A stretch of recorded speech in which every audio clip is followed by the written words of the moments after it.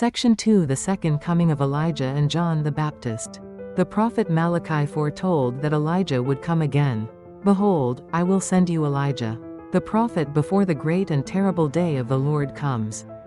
Jesus testified that the prophesied coming of Elijah was realized in none other than John the Baptist.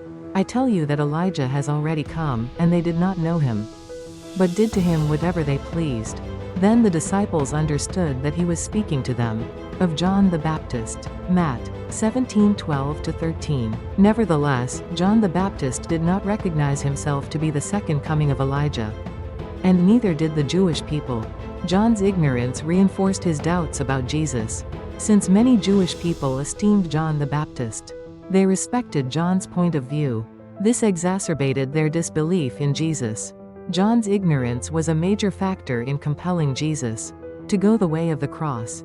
2.1 The Jewish belief in the return of Elijah. During the period of the United Kingdom, God's ideal for his holy temple was thwarted by Satan through the transgressions of King Solomon. To restore the temple and pave the way for the advent of the Messiah, who is the incarnation of the temple, God sent 4 major and 12 minor prophets to Israel and worked through them to purify Israel of all satanic influences.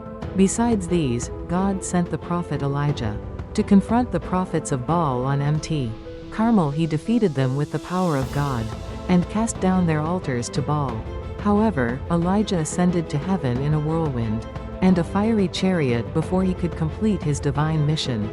Satan's power revived and continued to plague God's providence. The way of the Messiah could not be made straight until Satan's influence was removed.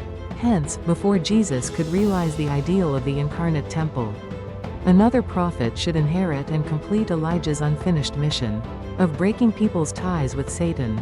Due to this providential necessity, the prophet Malachi foretold that Elijah would come again. The Jewish people, who believed in the prophecies of Scripture, fervently hoped for the advent of the Messiah. Yet we should know that they longed just as eagerly for the return of Elijah. This was because God had clearly promised through the prophet Malachi that he would send the prophet Elijah prior to the advent of the Messiah to prepare the way of the Lord. Elijah had ascended to heaven about 850 years before the birth of Jesus. Since then, he has abided in the spirit world. We are familiar with the story of the Transfiguration.